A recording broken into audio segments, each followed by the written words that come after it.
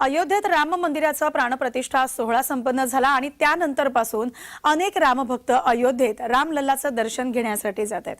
नागपूरहून 1700 रामभक्त अयोध्येसाठी रवाना झालेले आहेत. रामलल्लाच्या दर्शनानं नवी ऊर्जा मिळणार असं चंद्रशेखर बावनकुळे म्हणालेले आहेत.